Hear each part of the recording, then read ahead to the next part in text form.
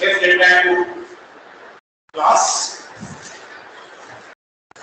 And just to recollect, we did what is TCP, basic notion of, I think ports you already know, and this last thing, that messages are demultiplexed based on connection, that's very important. And you may try to use this to kind of explain to yourself. So think about a window that is open, and think about a window that is open, and you have 4 browsers connected to exactly the same website. None of their things get jumbled. Okay? Just type extending into yourself, you will see that at least one of the things, in this case, you are connected to the same website, the client port will be different. So you are on the same machine, same server, same port, but the client port will be different. So at least one of the things will be different. So the machine knows what to send when. Look at this basic classification of ports, the notion of streams and segments, sequence numbers. Okay. I think we'll just start with where we left off, and then if necessary, we'll come back to this.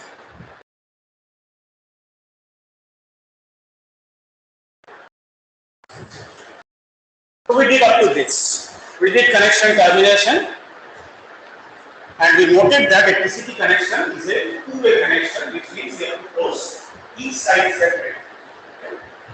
Okay. So let's get moving past this. So TCP does flow control, as we have seen.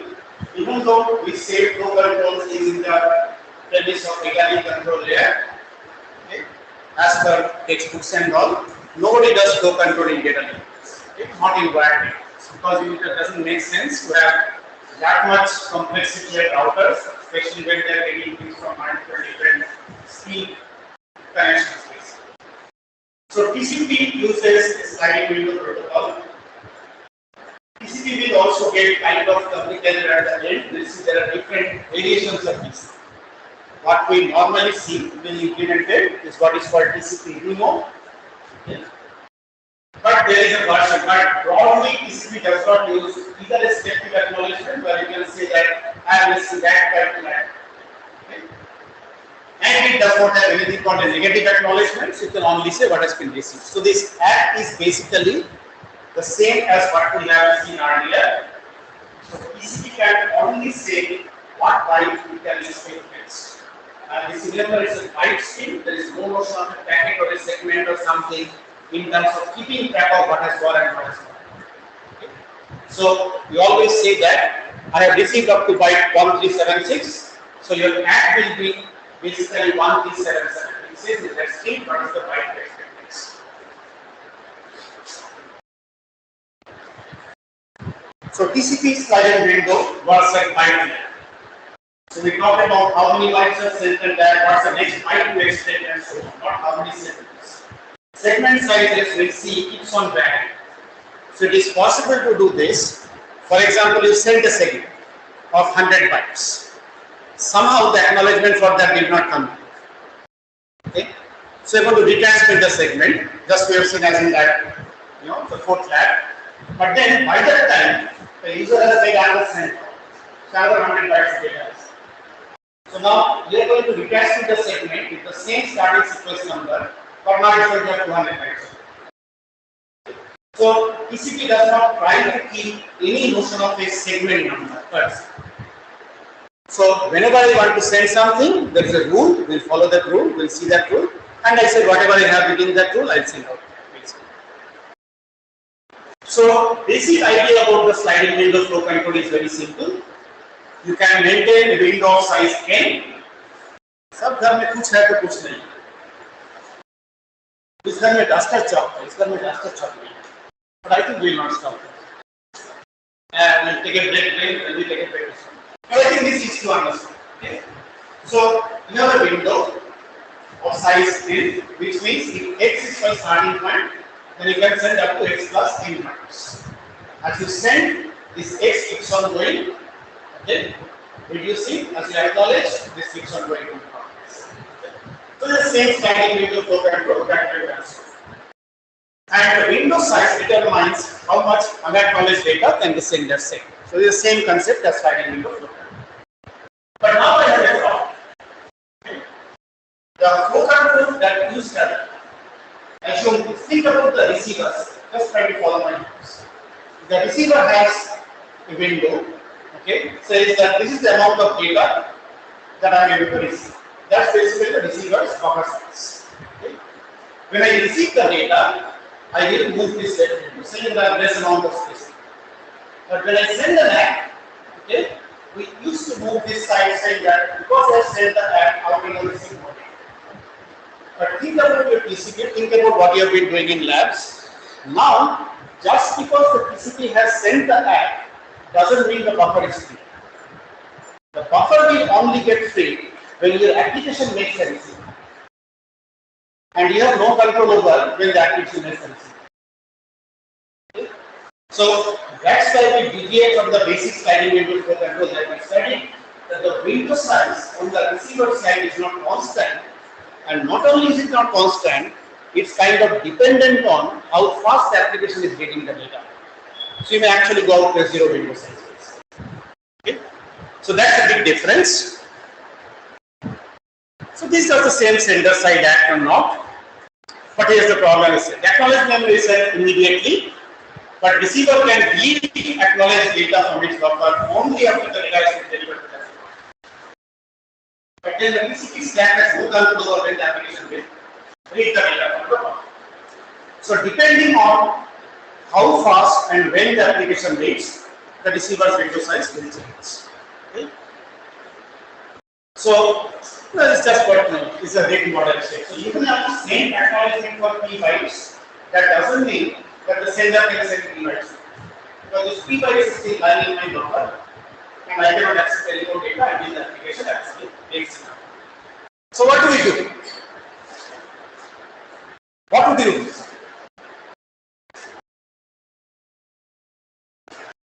Right. Okay, we are finally sitting in a physical class, no marks.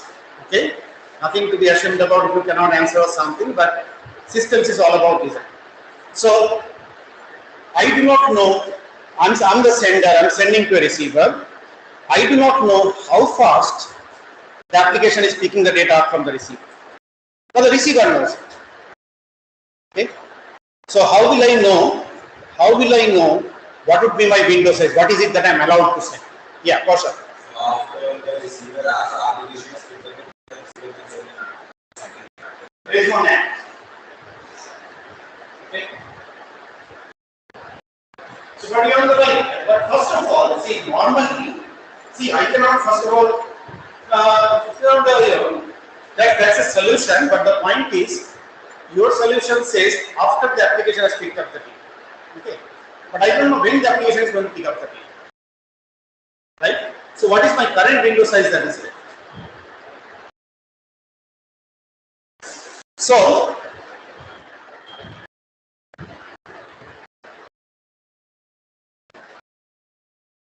remember this window here.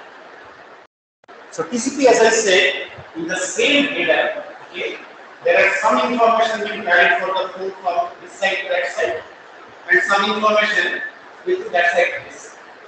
So every time an acknowledgement comes or a data comes from the other side or something, the receiver will kind of send its window size back to the sender. So receiver will let the sender know what is the window size. That is what the window field 65 is. It's called the receiver's window advertisement.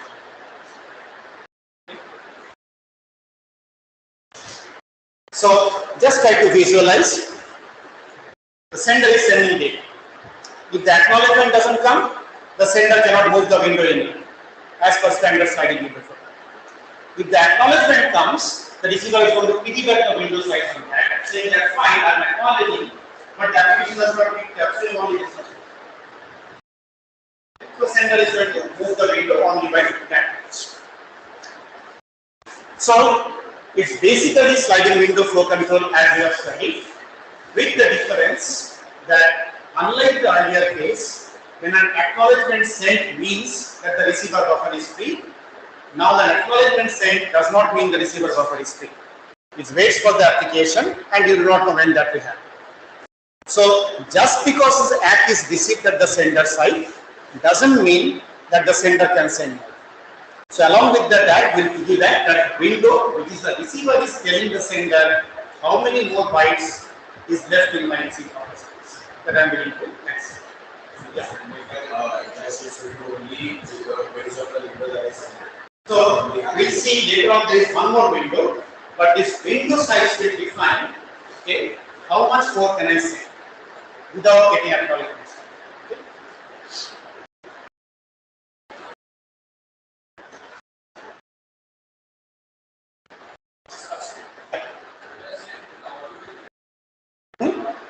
Audio is breaking. Okay. Yeah, somebody was that chat thing, okay, because I cannot see. So those of you online, can you hear me now? It is breaking. This is why I wanted to turn off this.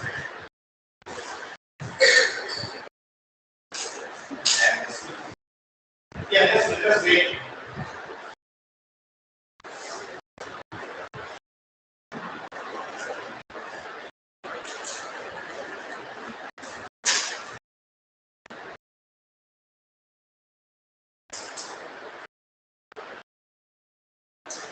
I think I'll end up turning off every other fan in the room.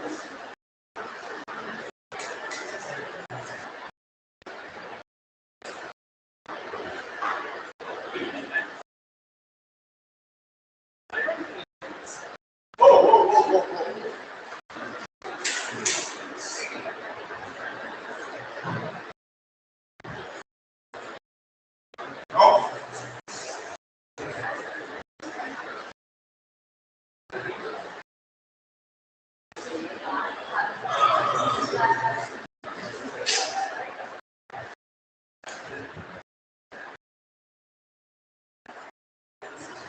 Those of you online wondering what is happening, we are just trying to find the switch of the fan that's off in the source of the receiver. Old fan and error method. I think it's no problem.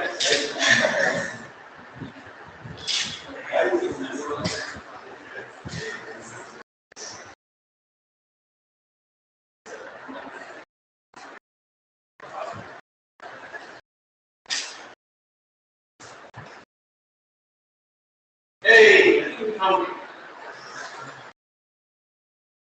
yes. Okay. Is it better now? Yes, no? Yes, sir. Yeah. I think I had a fan right over my head, so probably let's see. So don't send me chat. So if I'm talking and you cannot hear it, just tell me. Yeah. Go ahead and now they're trying to turn on a fan.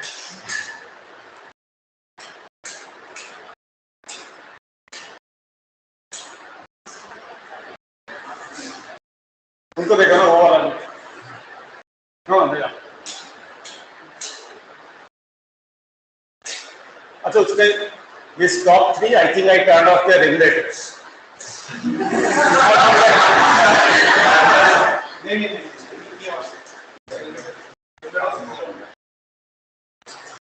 हाँ start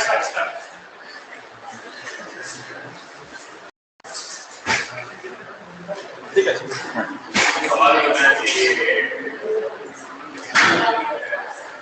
Okay, we are back in business, hopefully. So your solution is the receiver tells the sender what is the current window size. In every segment, it transmits the same. Okay. Can you hear me now clearly? Yes, no? Hello?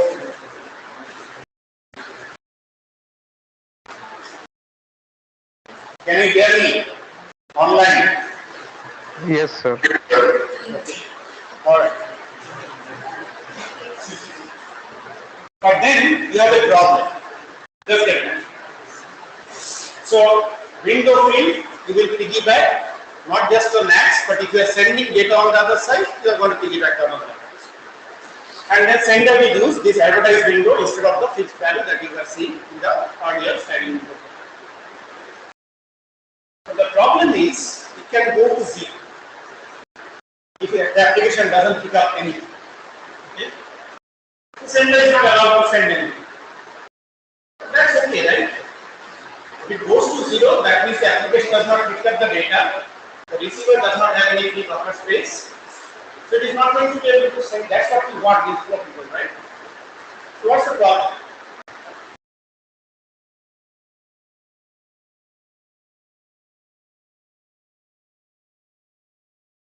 So I'll give you a hint. Okay? So I sent 1000 bytes. Suppose the buffer was of size 1000 bytes and the application did not pick up a single byte. So buffer space is full, window size advertised is 0. Now the application picks up 1 byte. What happens? Right now the sender is not sending anything because the window size is not there. The sender that has been space. The receiver will not tell the sender that has been space because it was sending back and back to the window size. Why not? Because it has got 1 byte of data free now. But it has already seen the 1000 bytes. That's okay. Suppose it gets a, it's sending a data in the other direction. Remember this two sliding window flow control. So this is a two-way correction, which means there is a sliding window flow control with its own set of buffer in this direction, and there is a flow control with its own set of buffers in this direction. Okay? So this buffer may be free. So this sends some data and it piggybacks a window size of 1. What will the sender do? 1 byte of data. How much byte of header do you put in with that? 20 bytes of header. Application picks up another 1 byte. Okay? So you can get what is called, as the name sounds, a silly window syndrome. Okay? The silly window syndrome is the problem of TCP sending very small segments. Okay? And small segments are bad because the header overheads. Headers, remember, headers are plain overhead. We are sending all those header fields to make the entire thing work, but in terms of what my data efficiency is, the headers are plain. So I want to pack as much data as possible with a single header, right? Because the 20 bytes is possible. So small segments are bad because too much overhead given, headers have to go with each segment. And silly window syndrome can be caused by both sender side and receiver side application. On the receiver side, receiver picks up 1 byte, 1 byte, 1 byte, the other is 1 byte, 1 byte, 1 byte, sender sends 1 byte, 1 byte, 1 byte. On the sender side, think about an application, you are making those send calls with a 1 byte of data. So you make a send call with 1 byte of data, this is send because it has nothing else to do, it's waiting for your data. Then you send 1 more byte, send it, 1 more byte, send it. Okay? Okay. So let's tackle 1 by 1. What do you think this receiver side silly window syndrome, how do we tackle it? That the application picks up 1 byte of data and then the window size advertised is 1, so sender sends 1 more byte. Huh? Good. Okay. So very simple solution is don't advertise very small windows. As simple as that. Okay. So this is just the problem. I've already talked about it. And you can do it with two different ways. You keep on advertising a zero size window. Okay. Remember the window field is always valid. There is nothing called an empty window field. Even sometimes. The acknowledgement number field, for example, is valid, then you have that act flag in the header set. I look at that flag, if it is set, only then I try to interpret the acknowledgement number. But the window field is there, there is no exceeded flags, it's always there. So, what you do is, you keep on advertising the zero size window until one of these two, either of these two happens. Either half of your receive buffer is free, or you have at least a maximum segment size window available. So the other side can say either an MSS, or if MSS is too large, at least some amount of data the receive buffer is free. This is the other interesting thing you should remember. See, when we talk about networks in class, Your idea always revolves around desktops, laptops, internet. But the same TCP/IP stack with some changes because we do not have enough resources to write, and it's going to run on very small devices also. So think about a small device trying to download something from a server, basically. The small device's buffer is going to be very, very small. The buffers are not necessarily comparable on the both sides. So it can go down to zero very fast. That's it. The other way to do it is to delay the acknowledgements. If you are not sending data on the other side, okay, then you have to send an acknowledgement. So you just delay the acknowledgement. You delay the acknowledgement, you send the side data around the time. What about the sender side? The sender is giving you 1 byte of data at a time. What will you do?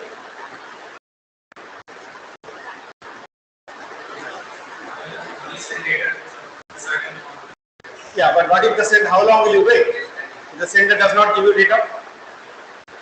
How do you know the sender doesn't want to send only 1 byte of data? Then the somebody, receiver will say something, then they will send 1 more byte. That's the common sense, and that's what we do. If you don't want to send 1 byte, you have to wait. Question is, how long will you take? What do you think? So one thing, as you said, until you have sufficient data. Okay, or has to be some time out basically. You cannot wait forever.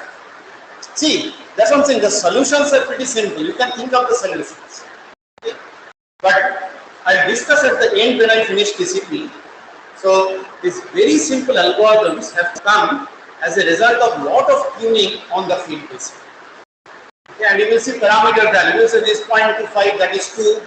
The purpose of stating them is not for you to remember them. But why it should be 2 or something, it's a very important thing in systems. You will see so many parameters. Okay? Then comes the question, and it's very easy to write in exams basically pros and cons. If I increase this, that will decrease. If I decrease that, that will increase, and so on and so on. But on the field, you cannot say I will increase this. You have to set a value. And what value works is kind of, that comes from certain things. I'll discuss later. Okay. So sender side thing, again, cost when the application generates data stored. So 1 byte every time. Data is sent immediately, lots of small segments are sent. If it is delayed, how long to? There was no clue when the sender side application will generate data. So it's called Nagel's algorithm. Okay, but you see, there is no timeout. Okay, so there are two possibilities. Either there is no previous data that you have sent. If you are waiting for an acknowledgement, at least wait the acknowledgement. If the acknowledgement doesn't come back, you retry. Okay? And during that time, let a data timeout. So I am not using a timeout directly. I am saying something has not been received by the other side anyway. Let it first receive it, then I will. Okay? So if you have no unacknowledged data, you send immediately. Okay? Otherwise, you wait. But then how long to wait? Because the acknowledgement, is getting lost for whatever reason. You don't want to put too much because your send buffer will start filling up. So you wait until either you get an acknowledgement or you have sufficient data, which is what we talk about. And the definition of sufficient is MSS size data. Okay? So if there is no acknowledgement pending, you send immediately. If there is previous data for which I am waiting to receive an acknowledgement, I wait for either acknowledgement comes back, then whatever is accumulated is sent, and then the next one will wait, or I wait till sufficient data, sufficient being, and MSS size data is accumulated. Alright?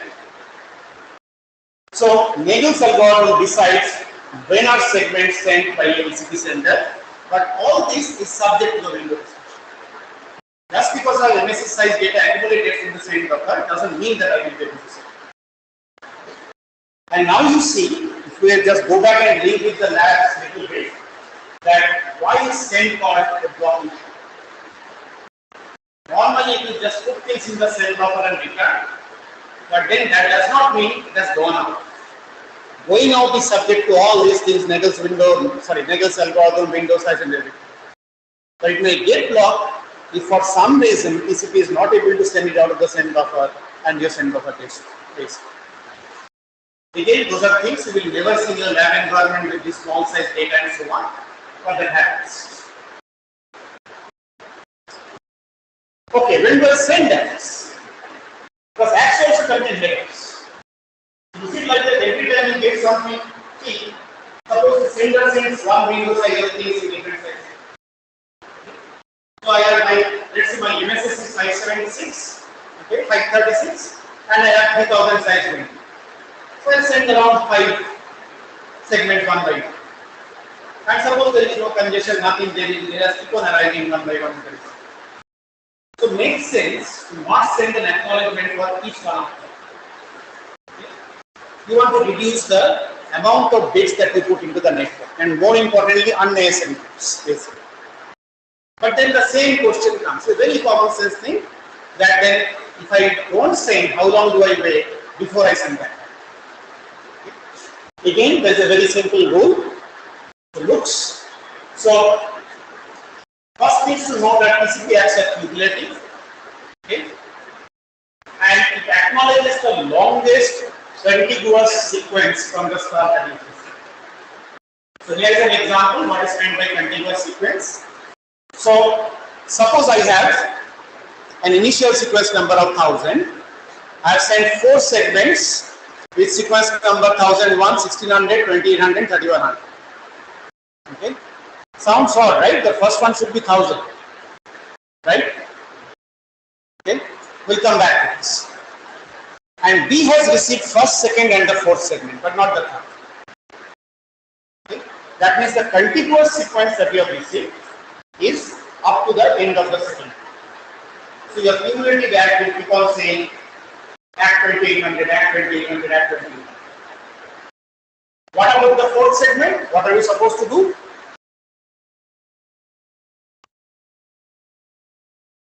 What should we do with the 4th segment?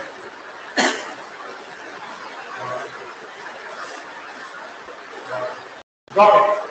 Fine. So, TCP specification actually does not say what you must do with that kind of out of order. It's up to you. Most implementations will buffer it first, but it's occupying buffer somewhere.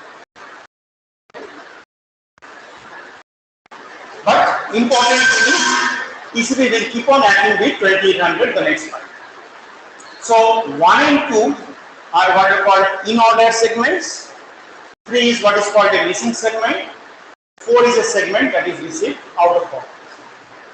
Okay. And very importantly, remember that TCP, the receiver side, does not know that one segment is missing. Right? Why? Why doesn't it know?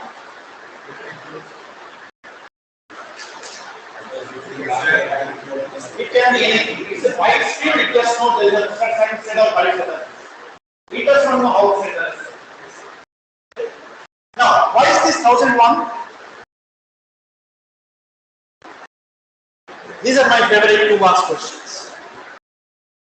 Nothing very important to know, but just to make sure that you read things this. Pay attention to details. So, ISN is 1000. Who decides the ISN? कुछ पढ़ के आया है नहीं पहले विद्वान बता नहीं पढ़ के आया ना randomly decide good by sender on site. Okay, then what do you get back? Please send the same segment with initial sequence. Receiver sends and so we will have the scene plus and. Okay. The scene plus and the scene contains the receiver sequence. What is that content? 1001. The 1001 has already been received. It's actually that scene thing out there. Okay. So that one thing is got out there. So what is the next one that I will do is that 1000 is already done. 1001 is the next one that I want. Okay. So let's go to this story. So A is sending something to B. When will B send an acknowledgement? Okay. First thing, just try to visualize. Okay. If B has data to send to A, then the acknowledgement number field is there anyway. Okay. You cannot send the header without that field. So put it on anyway. Even if you have sent earlier, whatever, just send it. Okay? Because you do not know, if you have sent an act earlier, you do not know whether the sender has received it or not. Since you are sending some data, you are putting on a header, the acknowledgement number field is there anyway, just put it on there. Okay? Fine. So that is only B has data to send. What if B has no data to send? Okay? Now there are many possibilities.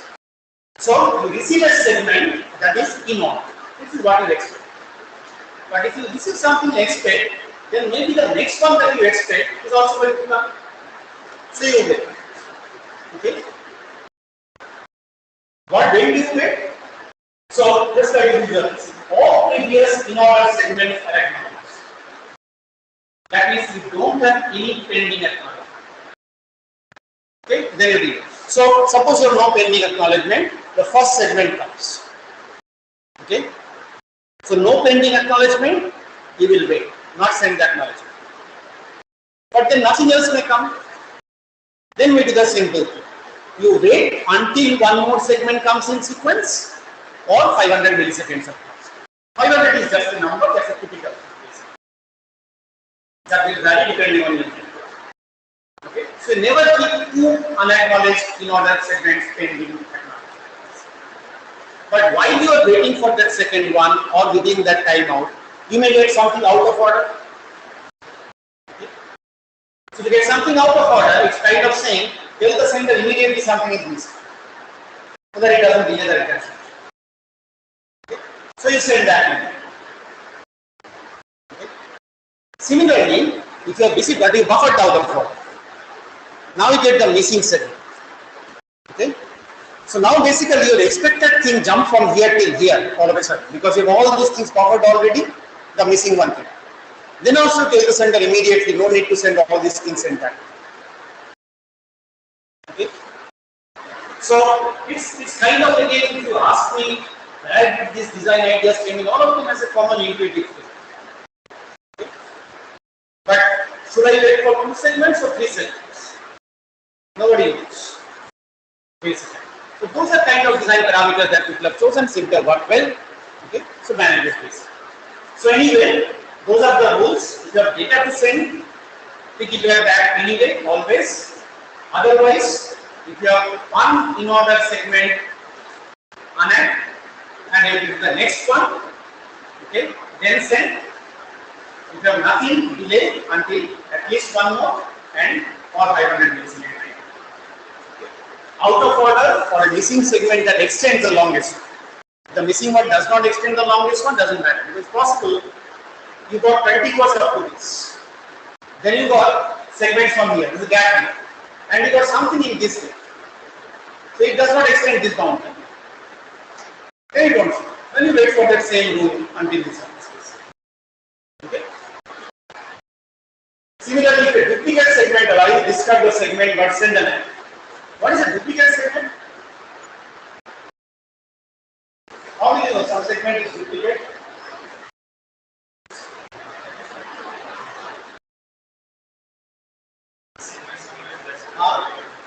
Sequence number? What you already acknowledged. Okay. Already received, not acknowledged. What? The initial sequence number, right? But you see, be very careful. Think of this. You are expecting from byte 100. You got 100 to 200. You have not acknowledged or you have acknowledged maybe. So what is the sequence number field? 100. That's the starting position of the first byte in the byte string. Okay. You send an acknowledgement gets lost. So the transmitter is going to send us a data transmit. But within that time, it is for another 100. So now it is coming 100 plus 100, 200, but with the same initial sequence. This is not duplicate. Okay? So you see, you have got, you have received a segment with the sequence number 100. That means in the byte stream, the position of the first byte in this segment is 100. Okay? You have received 100 byte on it. But you receive 100 bytes here. So 100 to 190. Okay? You acknowledged. That knowledge will got lost. So sender is going to retransmit. But within this time, there is another 100 bytes in the sender. So sender can calculate 100 bytes also send it to you. Okay? So now this is called duplicate frame, even though the initial sequence number is depending on the implementation, but be very careful about this. But this brings me to another question. We will see. Now let's ask it now. Okay. So how do I know how much data is in the TCP segment? So after we do all this, finish off the TCP and all, we'll just take the board and we'll just draw one packet classification, because you are looking at many different things. You are looking at what's in the header, when does it send, what happens in timeout, which window is saying what. We have to put it all together when a packet goes from source to destination to see what happens. So, how do I know the size of a TCP segment?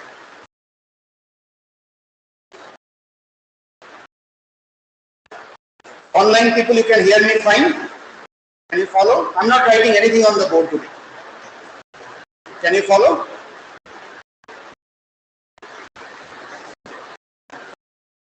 Yes, no, please.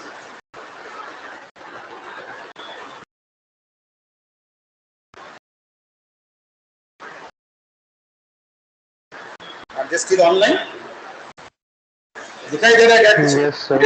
Yes, sir. Okay, good.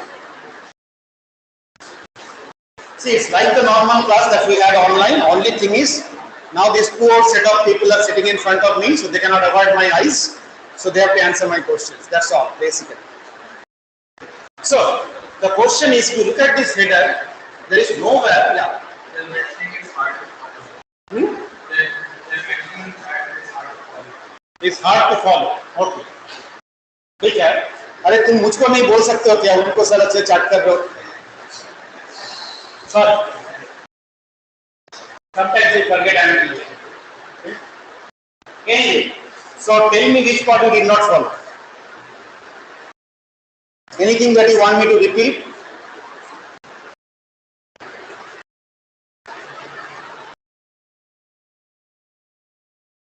Anybody online? Anything you want me to repeat? No, sir. No. Okay. Okay, I'll try to go slower. Okay. But if you have a problem, if you cannot hear my voice or anything, okay. See, I'm also standing in a classroom after a long time, so I'm also excited. Okay, so I also keep on moving, maybe talk a little faster. So if you cannot follow, just stop. Okay. I'll try to go slow. So the question is, you look at the TCP header. If you look at the TCP header, there is no segment length field, right? The data offset field, do you remember what is it? Do you remember the data offset field? It's basically, it just gives you kind of the header length, because it says from the beginning of this data, the data plus header, what is the offset after which the data starts, which means still before that is the header. And because you have this options plus padding, your header size can be variable. So I know what is the length of the TCP header. Okay. But there is nothing in this field here which tells me what is the length of the TCP data. So how will I know?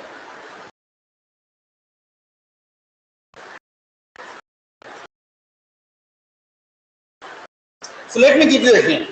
Okay. layering breaks down here. You need something else from IP. You remember the IP header? Okay.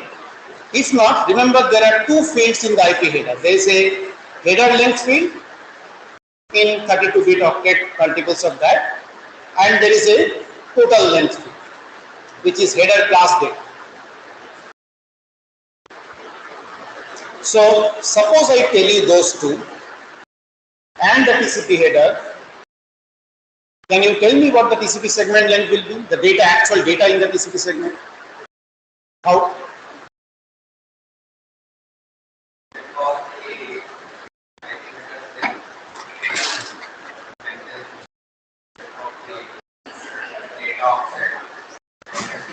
Good. So IP tells me the complete thing, total length field in the IP header tells me the total IP payload length, including IP header and the whatever the data. Now, from the IP header, I know the IP header length, so I can remove that. So what is left is basically the TCP header and TCP segment length. From the data offset field, I can know the TCP header length. So now I know there is a TCP segment. Okay. Make life slightly more complicated. Okay, but I will leave that as a question. So what I got is basically, if you look at that IP thing, basically you have a padding at that. Okay. So I got with padding basically. Anyway, let's not worry about that. At least you know how to compute the TCP segment.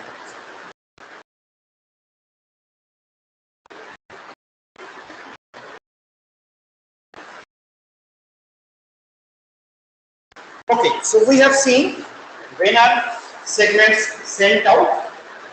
Okay, what is the rule for that? When are acts sent, what is the rule for that? Okay. Now, you want reliable in order. So let's take some for end-to-end integrity, and we have discussed why we don't do error control. This number can detect packet sequencing problems, duplicate ignore, reorder drop, lost with transmit. Lost segments you will time out. And retransmission will require the sender to keep copy of the page. So those are all the things that you have seen in your lab assignment. Now there comes the question, how do I set the timeout value?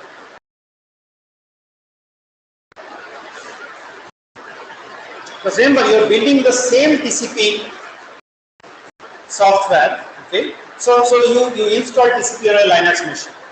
Okay, if I connect it on a local LAN, let's say like an IoT network, okay, which is quite fast, then my timeout should be very small. What is a timeout? Timeout is telling that what is the expected round trip time that I expect the packet to take to go and come back with some processing time at that.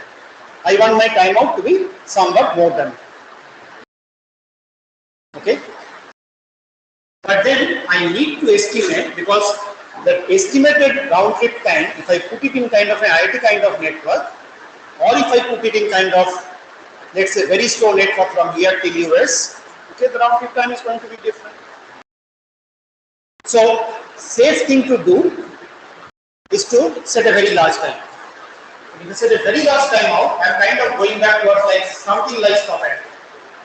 Most of the time my line is staying idle, even though I could have pumped more things out. Okay. I'm waiting for that act which is lost but is never going to come. I could have pumped, recascaded the data earlier, but now I'm going to wait for a long time before I type. On the other hand, if I set my timeout to low, what happens? Yeah, then I will time out too fast. Okay? So I'm actually pumping in more packets into the network than what is necessary. So I need to kind of, depending on this, the other thing about parameter setting, sometimes we'll set kind of overall parameter that will work for most everyone. But sometimes you have to kind of estimate the thing on your environments and then find it. So how will you find out? How will you estimate the round trip time?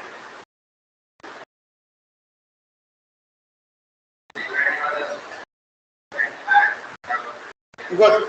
So one way to estimate the round trip time is that you send something, you are waiting for the egg, okay? Some eggs will come back, okay? And you match the packet with the egg and you see what the time is. Right? What's the problem? This works pretty well. What's the problem? What are the problems that you have to worry about it? So online people, you can also answer. What I will do is, the offline people are answering, but then I will repeat everything basically. So I will finally tell you the answer anyway. Okay. So we have this simple scheme for estimating the activity. I send the packet, start a timer, wait for the egg. When the egg comes back, look at the time gap, and I say, this is the time. Fine, I do it for 5 eggs, take the average and so on.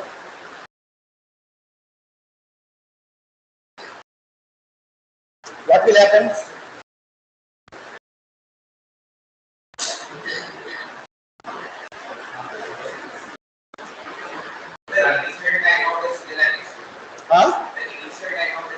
Initial timeout is not that big an issue because you can, you can set it to a large time. Okay, so at the very beginning you will be very inefficient, but then you will adapt quickly. When you don't know anything, you have to make a guess case.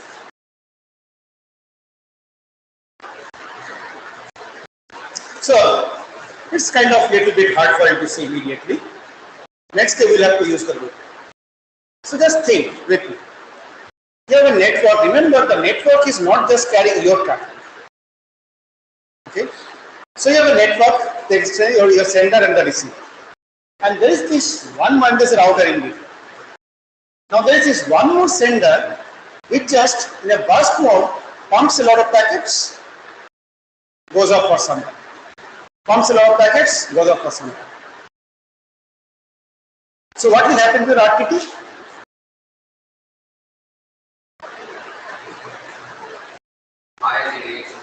Sometimes it will be very high, sometimes it will be very low. Okay? But then if that keeps on doing that forever, there is nothing you can do. Okay? Then you have high RTT, low RTT, high RTT, low RTT. Okay? But you do not know it's doing that. But typically that burst mode traffic happens only for a shorter time. Typically, that's what is seen. Okay.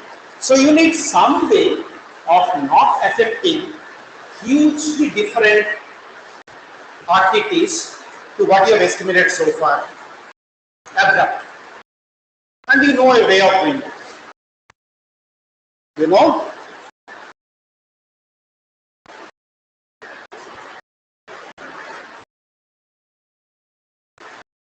It's a very standard technique. Alpha times old RTT plus 1 minus alpha times sample. And you choose your alpha to say whether the old will change very slowly or very fast paced. But once again, you have a parameter. Okay? What is this 0.8, 0.9 initially and beta equal to 2 originally? Where does this came from? Nobody knows. So, to take care of these sudden changes, one thing you do is you make new RTT equal to alpha times old RTT plus 1 minus alpha, set timeout to beta plus this. Right now, assume that alpha beta are known somehow. Okay? But then a fixed beta will not adapt very well to high variance. So what is it that you want? You want your timeout to be greater than the real RTT. Okay. So your estimated RTT will capture that variance somewhat. Okay. You want a plus H factor out there, so it always stays above that. Okay. Now, if there is a high variance, okay, you need a higher X to make sure that always it stays above that. So somehow, rather than doing this just simple beta to this, you should try to kind of measure the deviation, the variance, and make sure that you have an estimate of the variance and then you make some beta times the variance. Are you with me? Tell me if you need a break. You can have a break. Just to go back to old times. Okay? Do you want a break? Let me finish the timeout thing. Okay? Because we're in the middle of something, so let me finish this. So you say estimated RTT plus delta times deviation. This is what is used mostly nowadays. Delta equal to 4. Again, that's a value that people have just found to be good. Okay, based on lots of measurements on networks. And how do you compute the deviation? Now again, you exponentially put the deviation, but then you take the deviation.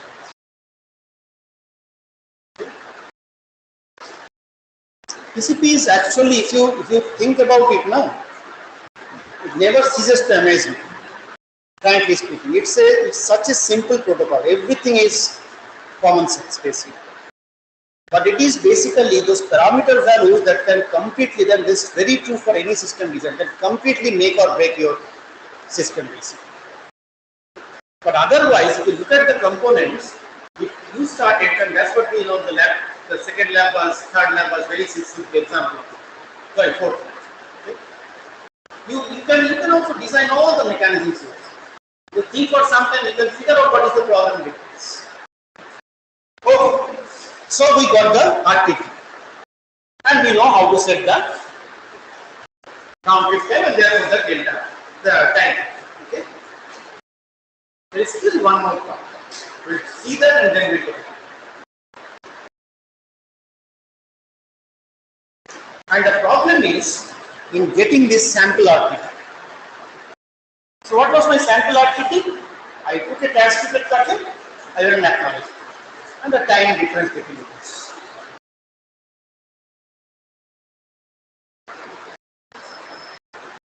Think of this. I send a transmitted packet, the ACK did not come back within whatever timeout I have. What do I do? Retransmit the packet. Now the ACK comes back. What is the problem? Whether it's the first ACK that was just delayed or it's the second ACK basically. Because it carry exactly the same error filter. Unless you're counting more data or something, it's exactly the same error. So now, in the presence of retransmission, you do not know whether an ACK received is for the original segment or the retransmitted segment. And if the second ACK is also delayed, now you've got a bigger problem. Okay? So what do you do?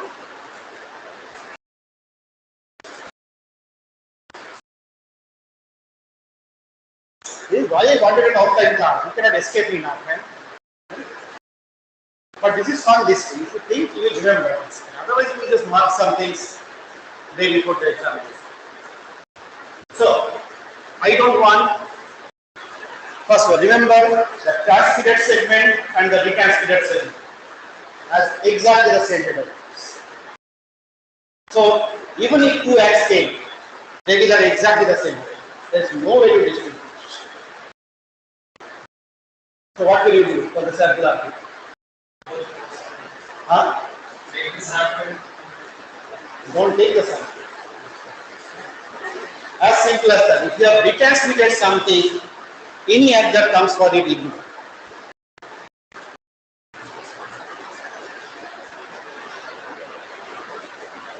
Wait for one transmitter to come back without this. So take the samples only on the basis of segments that are not retransmitted. Everyone agrees? Nice thing. If I just do this, what is the problem? Huh? What?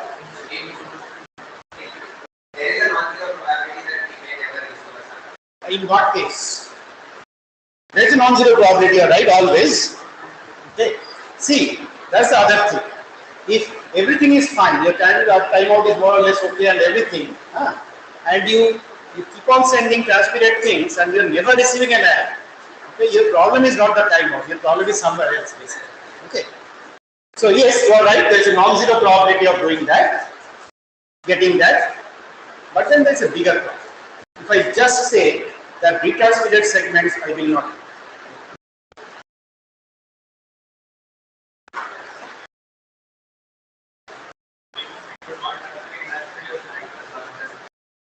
Right?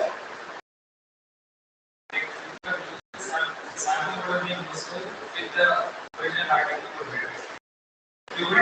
not a question of better or worse, but maybe you're right. So let me tell you.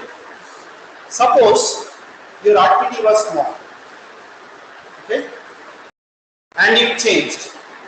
For whatever reason, it jumped and it stayed high. Now what will happen? Everything will get retransmitted. So what do you want? Your RPT changed. Okay? RPT was small, so your timeout was small. RPT has jumped here, so you want your timeout to, depending on the alpha, slowly or somewhat adapt here. Now to adapt here, you need samples. And you are saying, retransmitted ones are not going to take. But now everything is going to get presented. But the gap is so high that nothing, even there is nothing else it cannot do.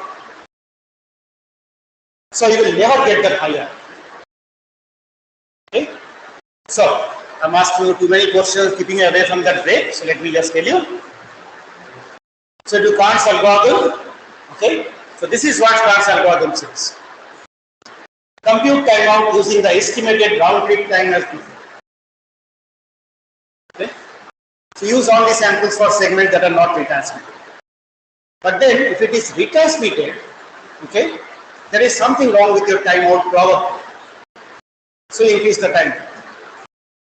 Just like a backoff. Till proper samples start coming back. So if your timeout is proper, you will get lots of samples anyway. Okay? If your timeout suddenly increases or the RTT has increased, you will basically get a lot of retransmitted samples, and then you keep on backing up your timeout until the timeout is large enough so that proper samples start coming in. There are some more details. Okay. Okay. So we'll stop here, take a short break. So maybe come back after 5 minutes. Okay. Explore Nalanda. So online people, you have any questions?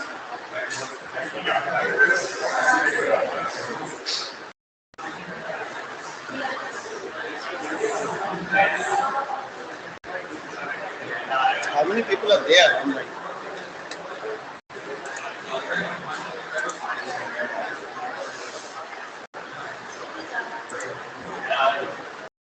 Thirteen people online.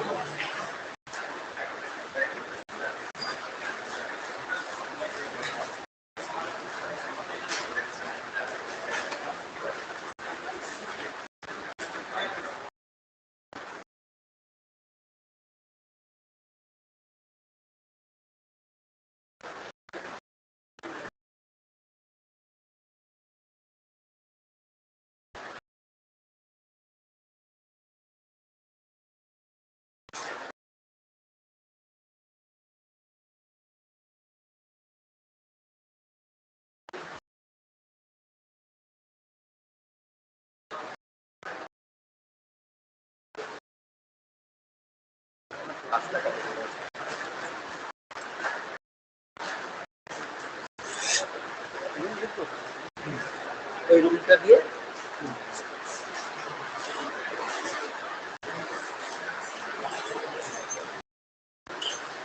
দুটোই চলে আসবো সেটা হ্যাঁ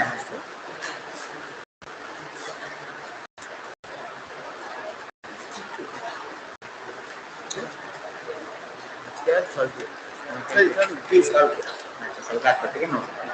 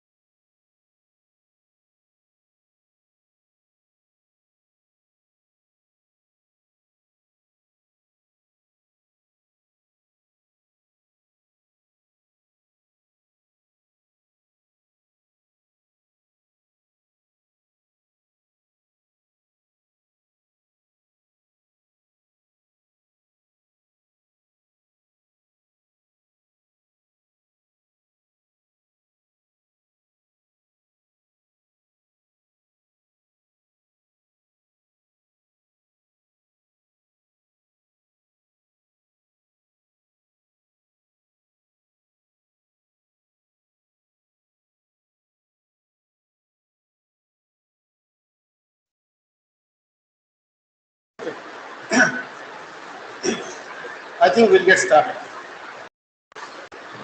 Can you hear me online?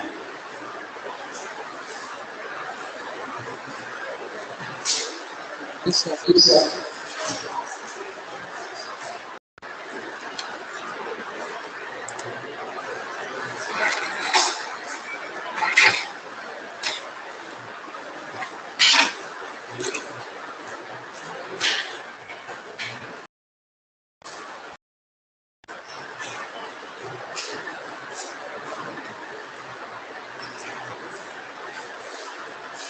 Okay, let's get that. So we know how to make things reliable. In order is simple, you have to sequence number things, you can very easily get this. You get the sequence number and you have the segment length also, so you know what is missing and so on. And as I say, segments that are received out of order, TCP specification per se will not say that you must store, you cannot drop or anything, but most implementation stores for a certain amount of time.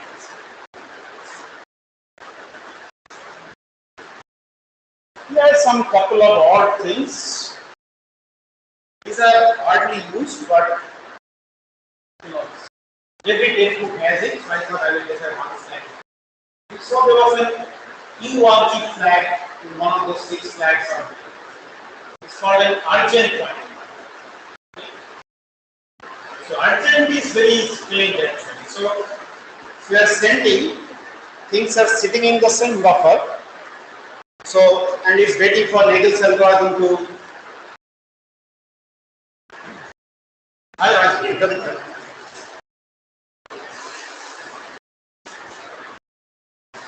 It is waiting for Nagel's algorithm to work to send it out and so on.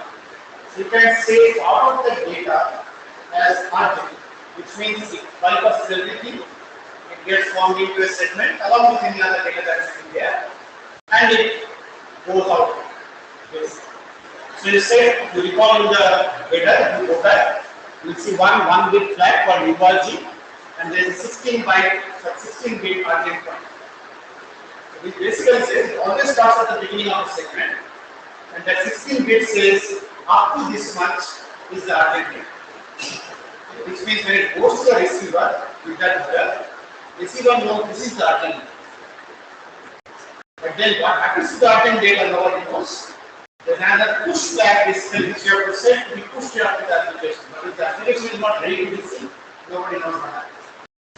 And there are the best of my knowledge, no ways of setting them at the API level from the user saying this is urgent and so. They are used mostly for some kernel functions and so. But just in case somebody asks what is the urgent flag and so on, you should be able to say one line for.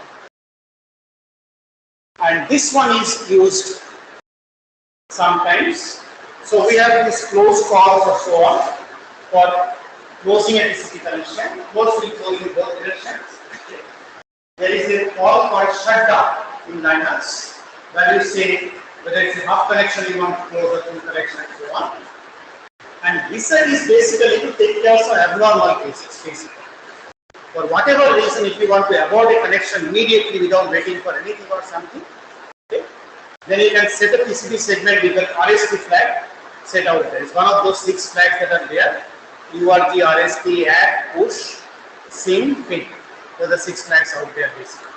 Okay.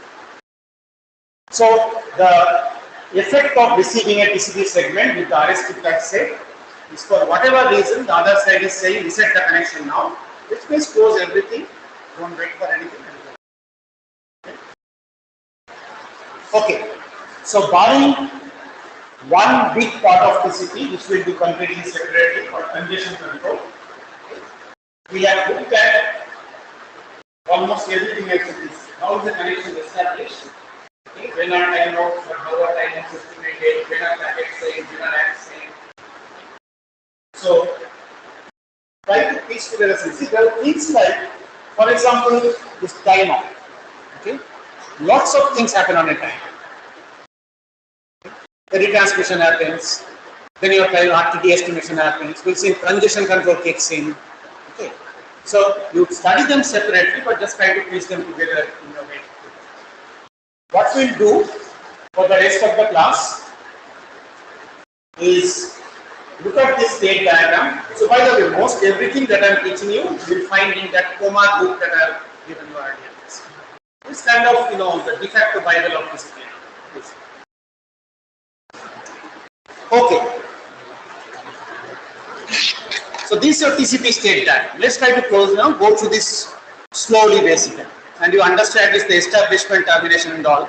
And there is something very interesting here. And I will link it with your lab slowly. Okay. So this part and this part I will have in two separate slides. So this is where you start from. Okay. There is so this meaning of these things is this top thing is what triggers this transition. This bottom thing is what happens on this transition. Okay. Okay. Let's go through one part. So this is an active open. So this active open is, for example, this client makes a connect call. That means you are trying to open a connection to the other side. What happens underneath? The three-way handshake happens. So you send the SYN packet. Okay. Then you enter a SYN send state. Then just we'll come to the remaining part. You receive the SYN ACK. Okay. If you receive the SYN ACK, you send the ACK, connection is established. This is when your connect call returns. Okay. But then, what may happen is, just think of this. Just think of this one. Okay. So this application has made the connect call. The SYN packet has gone. Okay. How can the application make a close call? Because the connect call has not returned, right?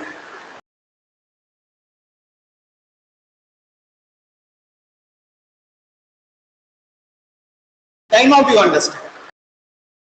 Okay. Timeout you have tried to make a connect call. The connect call, for server is not running, for example. So you try to connect for some time and then it will come. Or server is too busy. Okay. So this is basically the SYN plus ACK not coming back within a time. But how can the application make a close call? But it's, remember your code now, it's in the connect call.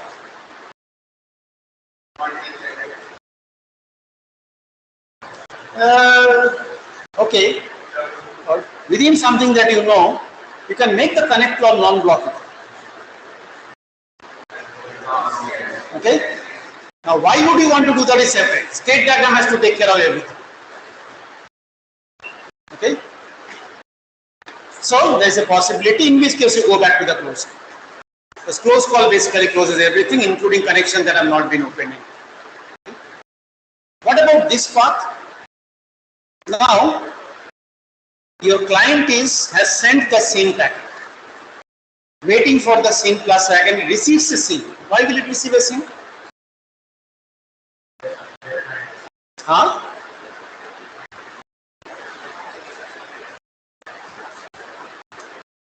Because the other side may want to open the connection at the same time. So you can have a simultaneous, it's written out there, simultaneous open. So you will send the SYN ACK also. But then if you do a simultaneous open, remember each one connection open anyway creates this two full duplex connection. But the point is a simultaneous open, if it does happen, should not stall your system.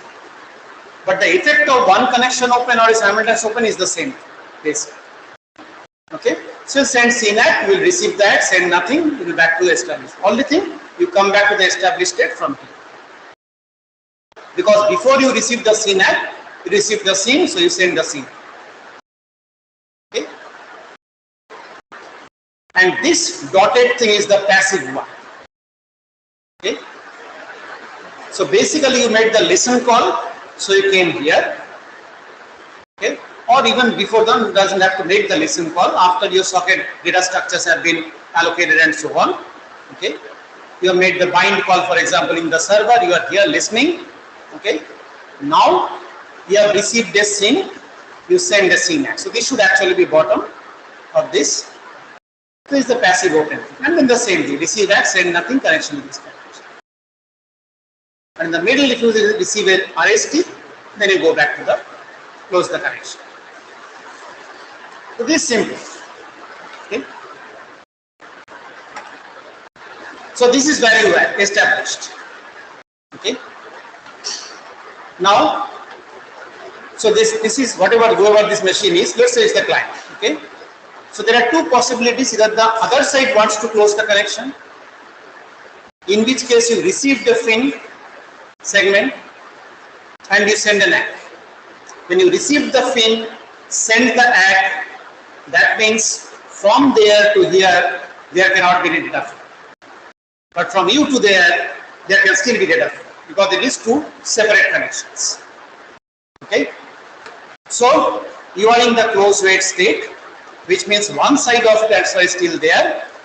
When your application calls makes a close call, it sends the fin on the other side, receives the ACK. Now everything is closed. You go back to the close. With me? Okay. The other possibility is that you initiate the termination. So you make a close call. That sends a fin. Okay. Now you have a fin wait 1. Okay. You receive an ACK. You receive a fin, send an ACK, and then there is a time wait 2 MSL timeouts. I'll discuss this. And this is nothing but this simultaneous close. While you send the other one you also send the fin. Okay. So you receive that and you go to the time wait. So these three things are basically nothing but whether you receive that, which one you received before what and so on. Easy to explain. What is this time wait to MSN time? So remember that when you did your labs, if you closed a socket, your program does not run, you pressed a Control C or something, you try to run the program again and you say port in use, you wait for some time.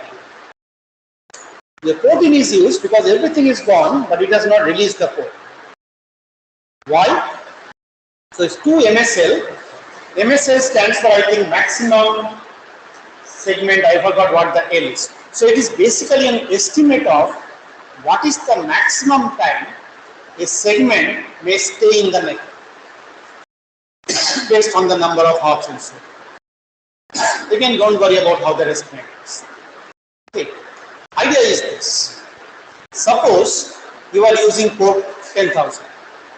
Okay. You had a connection and the other party sent you a packet for port 10,000. Valid packet. Alright. Now you close the connection. But that packet is still out there on the net. Now you open the connection again. And you got allocated 10,000 again. Okay. What will happen? Now that packet reaches. Are you with me? Again, go through a sequence of things. Okay. So you have a client to server connection.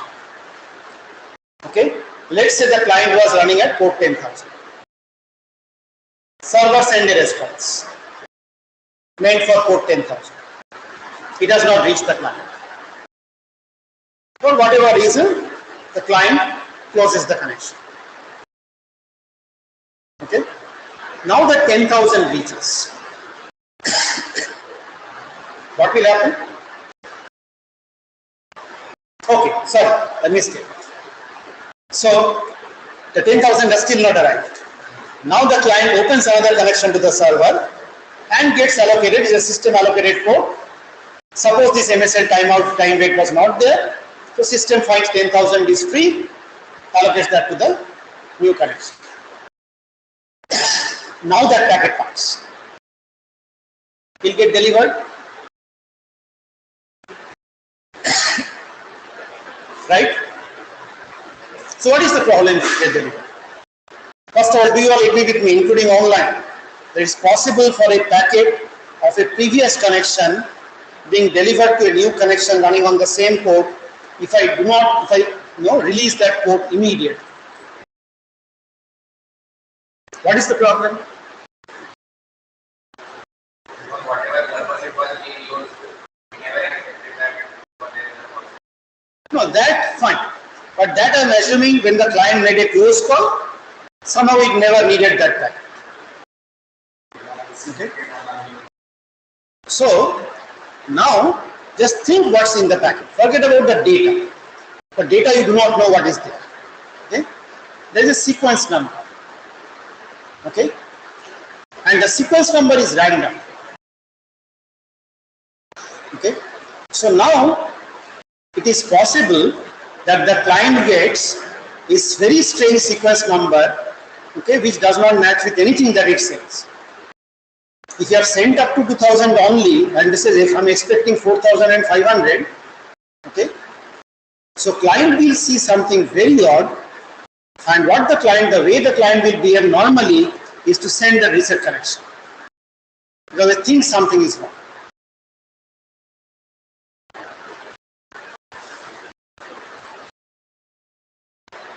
So a new connection will get closed. And just like that buffer overflow problem in C programming, if you are really unlucky, okay, they will exactly match, but you have a wrong ACK and so on and so forth, and you miss sending something and so on. But the chance of that happening is very low because given that you have random sequence numbers. Most often what will happen is that you will actually reset the connection.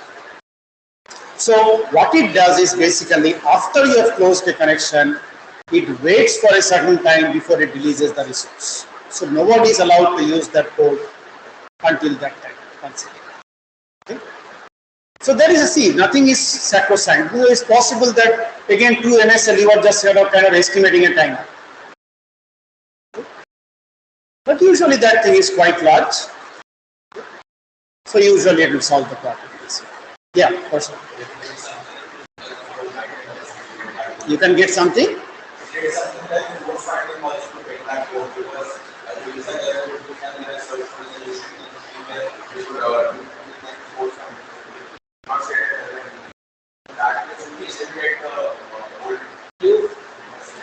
can also reuse the address.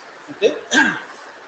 You can set the socket option to reuse the address and it will allow you to use it. So basically when you are doing all those things, TCP is assuming that you know what you are doing. Okay. Otherwise the default is this is something bad that may happen and here is how to protect you. So when we do the code family, does the old message start or something still come? See, you cannot stop the old message to stop coming. Okay, and just again, just think about until it gets delivered to TCP. Okay? TCP does not know basically anything. IP does not look at the code. Now TCP sees the code. Okay. Only TCP can now figure out basically that's now most likely I will say that most likely what you are saying is that you don't take any action. But there is a chance that something wrong may come and this will enter. Okay, so that's about TCP broadly. Making sense? Everybody with me? Okay. And as you saw, it's kind of very common sense things. But trust me, with these common sense things, I can make your life very hard in exam with very simple questions. It's not my goal to make life hard for you. Okay. But again, since I'm standing in front of you for the first time, okay, I don't believe in kind of mugging things only. Some amount of mugging is necessary. We need some amount of information. And we have offline exams where I cannot give you anything. So if you forget all about the header fields, that's the problem. But nobody remembers the header fields 1 month, 2 months down the line. That's perfectly fine. But you should be able to kind of, first of all, you are not going to probably design the TCP/IP there again. Linux TCP/IP, fine, some of you may do so. But you will design network protocols. And then you have to understand the purpose of every field, why is that doing, what are they doing and so on. As I say, your laptops are not the, desktops are not the only place where you run TCP. There's something called TCP Lite. So TCP Lite is kind of a lightweight TCP. There's so many variations of TCP. But then what do you take out? TCP Lite doesn't mean I remove the first 100 lines of code of everything basically, right? So see what is the purpose of what, look at your environment, which is what you need, what you don't need and so on and everything. So to understand this basically.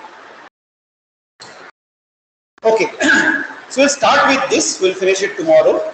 So last thing that is there is what is called TCP congestion control. It's probably the more complicated thing, even though we'll do kind of simple part of it. So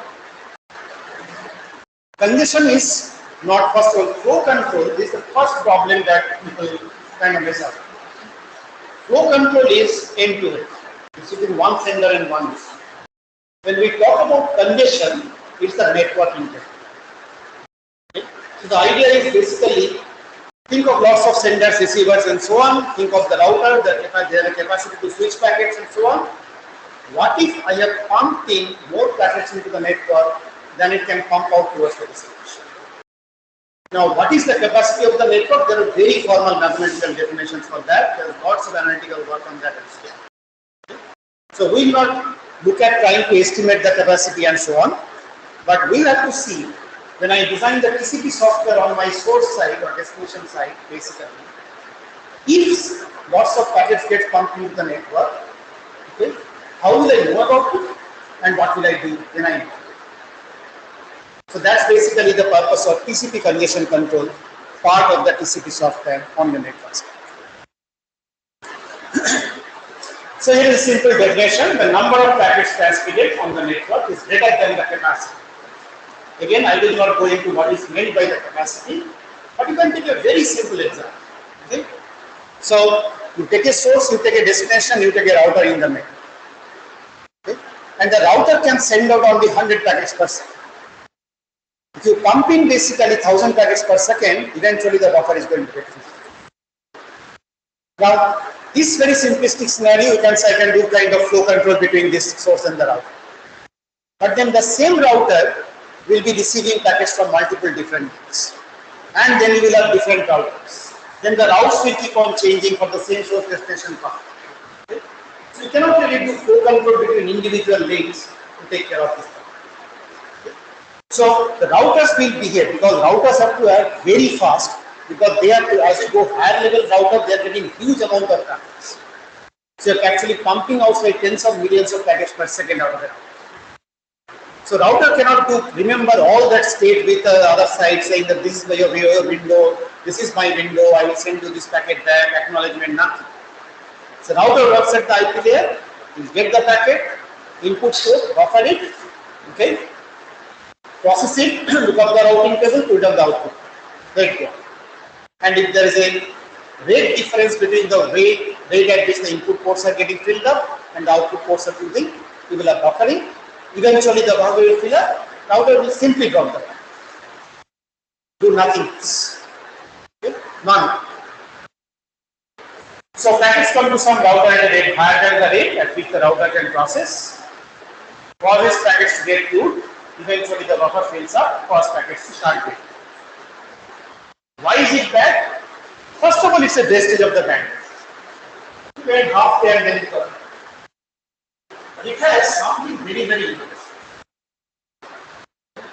In the early days, I think 87, 89, the entire internet collapsed. Initially, there was hardly any connection. So, think of routers dropping packets. You are sending TCP packets. If the router drops packets, what do you do? What is the effect of that? The acknowledgement does not come back. So you retransmit. So your network anyway has large amount of packets and you are pumping more packets into this. Rather than what you should be doing is to stop pumping packets. And eventually everything gets stalled. So there's a term for that called congestion collapse. Because the retransmission due to drop, due to congestion can further increase congestion. And kind of things. Yes. But then, why is it not so bad? What will happen? So these are the kind of things I'll ask you. So, suppose I'm pumping in packets. There are multiple TCP connections pumping packets. Now, congestion brings. So acts don't come. So you retransmit. Right? But what happens? What other things happen? If you just start last one.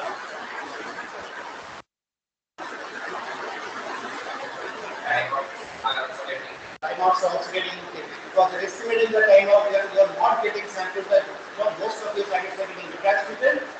Even the ones that are coming back will have high time now, the proper samples. And because of lots of recapitulation, you will contribute to the time. So you are going to wait for a longer period of time before you get it.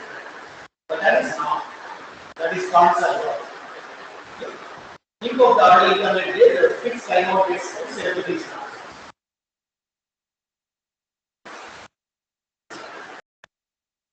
It's just a picture. Everybody knows. So throughput will keep on increasing beyond a certain point, start dropping and will drop very fast. So what is congestion control? So first of all, it's not a technique at the routers or anything. So congestion control is that part of the software on your PCB stack at the end machine, which tries to control the number of packets below which the performance fails. Now you see, you may not be the one contributing to the congestion. Maybe somebody else is sending congestion. So, but you will also feel the effect of it. So you will try to put less packets. Idea being that everybody is cooperating, so everybody will feel the effect of it, and everybody will feel kind of to the less packet. So the congestion will decrease. Okay. So suppose I have a mechanism by which everybody detects it somehow, backs off, says for some time I will not send until the situation improves. So everybody does that, everybody backs off. Okay. Congestion comes down. Is it good? I'm done. I can write a software for this. I can find my timeout. If the timeout is getting too much or my data period tendency is very high, okay, I say congestion and I say basically let me stop sending packets. Or say let us do what. Everybody does that. Eventually the ads start coming back faster, my timeout decreases and I start sending. What should we be careful of?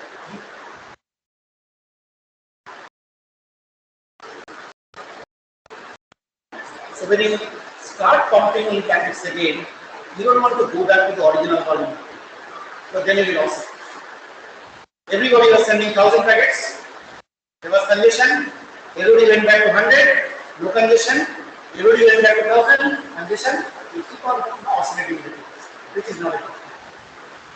So your congestion control scheme has to. Its aim is to keep the number of packets below level. Basically, number of packets that I pump into the thing. I do mine. I do not know what the others are doing, but I am assuming others are following the same thing. So eventually, the total thing going into the network will come. And end-to-end flow control is not enough because just because you have flow control doesn't mean others are not pumping in the packets. So obviously, it's not. So how do you detect congestion? First of all, to take an action to do something, remember we are doing it at the end machine. That is TCP/IP. The routers don't do congestion. Okay? It's a TCP layer. So how do the end machine know that congestion? So one is called implicit congestion signal, which is what TCP uses almost universally. Infers congestion indirectly for other friends as we have just done. My timeout increases. I think that something is happening. Maybe then everybody is getting screwed. So delay or drop. So transmission delay may increase with congestion, packets may be discarded, source can detect this as implicit indication that congestion is happening and dynamically adjust the congestion. This is the basis for TCP congestion control. And in fact, except for one variation of TCP, which is there but it's not very often used, everybody uses packet drop of the packet. Because delay is kind of very hard to make this. The variation is too high.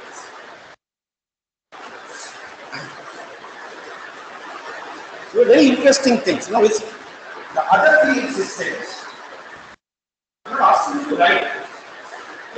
About this thing, how do I write? This is delay. Why is it a bad method? I look at the delay of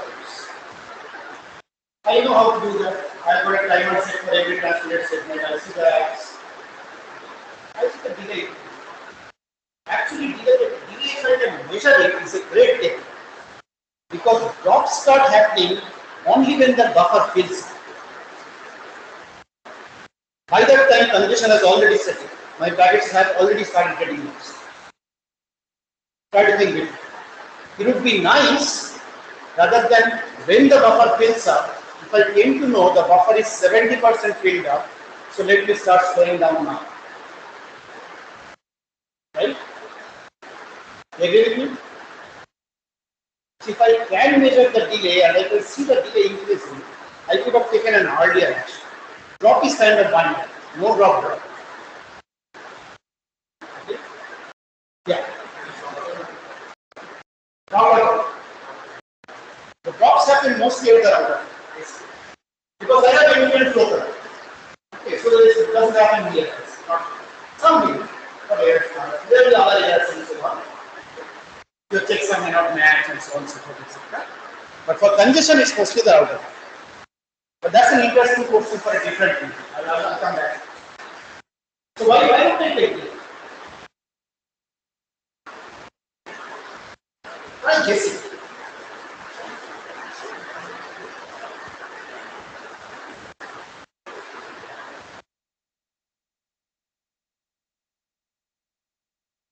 Delay.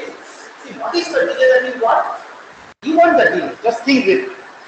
You want the delay of the packet going out from your network card till the network card there and back. Right? That's the actual network delay. But then you also have the delay of your TCP layer down to the network card. Okay? Inside the routers are fine. Okay? On the other side, going just take this. Now you run 100 processes on your receiver. Okay? This delay is also going to go up because your network stack software is sharing the same CPU with all those other processes. So delay can be affected by many things. This is just an example. So the exact delay, may not be exact, but close to exact delay is hard to reach. Think in the meter. But there is a very famous paper by somebody I was privileged to teach. Okay? He was covering this. It's now a patent in the where they showed that in a data center environment where everything is under your control. So that you know what the traffic is. And with certain hardware engineering and all, you can measure the data and delay can be created. But on the internet, things are not on the internet. So typically when we talk about TCP congestion control, I am talking about TCP congestion control over the standard TCP congestion control network. Delay is not considered a good, even though there is a TCP Vegas version which has delay out.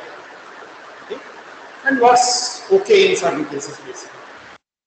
So for the congestion control that we will study, we will have drop as the indication. So that this will send when the timeout happens, that means it will assume there is a drop. Okay, maybe it is not a drop. So now you see what I was saying. On a timeout, many different things happen. Your RTT will change according to Kant's algorithm. Okay, your estimation will happen, your retransmission will happen, your congestion control will kick in. Whereas there is something called explicit congestion signal. So congested router may send special packets back to the source. One of them can be this ICMP source quench. To remember, again, this is not very common, so we have not said things. So those ICMP, if you recall, I'm not, will not ask you this in the exam or anything. But just like your echo request, echo reply, all those things, there was one packet called source quench. Okay. So if a router drops an IP packet, it can send an ICMP source quench back, and when you receive that, basically saying that router is telling me that it was unable. Somehow it is telling me that may not be because of this. Maybe because somebody else is sending me. But the thing is that unless that congestion goes up, if I send more packets, I'm just going to add this. Or there is something called ECA, explicit congestion notification. Remember the type of service fields in the IP header? I said that they are not much. So they have been redefined some of them to put basically certain things the router can put back to say that there is a condition on the service. You can get it. So these are explicit in the sense somebody in the middle of the network or the destination is telling you basically that there is a condition somewhere. Okay? But again, these are not standard TCP because everything has been operated. So TCP once again does implicit condition signaling. Most versions excepting the one that's dropped as the implicit signal. So basically when you have a timeout, TCP congestion control will kick in. Okay? So I have said biggest slash drop because there is one version of TCP which does it, and for special cases there is a lot of different TCP cases. But it's drop. So broad idea is send when, more when no condition detected, slow down when condition. So two issues: when you detect, how do you adjust that? Detecting condition, I told you. If there is a timeout, you assume the condition. Very simple. Okay? So adjusting sending rate is the interesting thing. Detecting I have already talked about. And how do you detect potential traffic errors? Okay? Now comes one more rule. Trigger timeout, obviously it is very simple. But think that you have a large time and you send the packet. So your window is large also, you send 4 packets. Okay? Now the first one got dropped. But your timeout is not over. You still don't know about it. Okay? Now those 3 that goes, okay, all of them will come with the same ACK sequence number. That is the thing with you. So far you have sent 1000 successful. The receiver has received up to 1000 sequence number successful. You have sent 1000 to 2000. And then 2000 to 3000, 2000 to 4000, 2005. 1000 to 2000 gets dropped. But the timeout is closed. Okay? So you have waited till that, and your condition window is large. You have to wait till that before retransferring that. Now you have this the remaining ones goes out. They will all come back with ACK 1000. So that's the one that is next. So when there are 3 duplicate ACKs, what does it mean? 3 just one. What does the tail mean? Somebody from the lab. I'm glad that you are here again and listening to me. Okay, it's not that you have to. Okay? Just ask.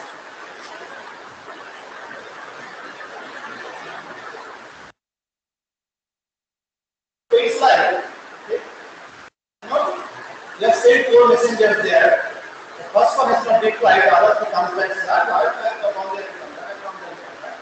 What does it mean about the difficulties that it takes? Huh? There might be some congestion, but not as much. It may not be too large congestion. But there might be some congestion because something is. The 3 of them has gone means one of them is at least zero, if not one. Now you are right, it may be only for short duration. Okay? But it says that there are some congestion but may not be too much. Whereas a timeout basically says there is a drop, basically something. Again, you don't know. It may not be a drop, but at least you know that. So we'll see how we use this. Right now, just remember, potential packet drop is either a timeout or 3 duplicate ACK, because that says that duplicate ACK means something, there's a missing segment in the middle. So there's a chance that that has been. What do we do on a 3 duplicate ACK? We'll see. So we'll start this. We don't take too long. What's the time? 4:24. Let us not start this. Okay? Let us not start this because this will require you to understand. We'll start it. Remember condition control, remember rejecting it and so on. Okay? We'll start with it tomorrow. So how many of you am I going to see tomorrow morning? So maybe start the class start of 8:28. See, I said 8:15. Okay? Today also I said 2:15. When was the last class in morning? No? So I want to give you some time because 10 o'clock some of you are at it will take 15 minutes for you to go, depending on which hostel you are. The other thing is, see, there is no difference in 8:15 and 8. I always used to drive it. I got a car 10 years back when my father came to stay with me. He was very sick, so I needed a car. So, see, when I had a bicycle also, and I said, I'm taking class in Nalanda since 2002. When I had a cycle, you would see me like, biking very fast, and then I will reach like 5 minutes before that. When I have a car also, I reach 5 minutes. I'm always here. So 8:50 and 8:30 is no big deal. I can make it 8:30, but then I have to start at 8:30. Make it 8:50. So don't make it as a legal somebody. So again, it's good that we are talking. You don't know me. Okay? My take on me are quite reasonable, but I'm very strict. Otherwise, in a large class, things fall apart. So, typically in my class, this time we are not great. I'm so glad that we are here. I'm so glad that I am standing. I did not expect it to happen this class. Typically, for 10 minutes late in my class, we go back to the house. Once you go back, if you really want to come, you come. And this, but then don't worry, I'm not going to do this. They're completely out of shape of coming to Nalanda. So, because otherwise you will see people walking in like 30 minutes, 40 minutes into that. So 10 or 15 or whatever is there. So 8:15, the class starts. Try coming in, you got 5 minutes. Anyway, you saw what happened. Tomorrow we'll go back to that class. Then you know that that's not going to happen. We go to it. Okay, thank you very much. Alright, online also. So tomorrow class is at 8:15. We'll try to start on time, but we may be 5 minutes late. So join them. And I will talk with some of you offline, later today. Maybe send you mail or so to get your feedback on this.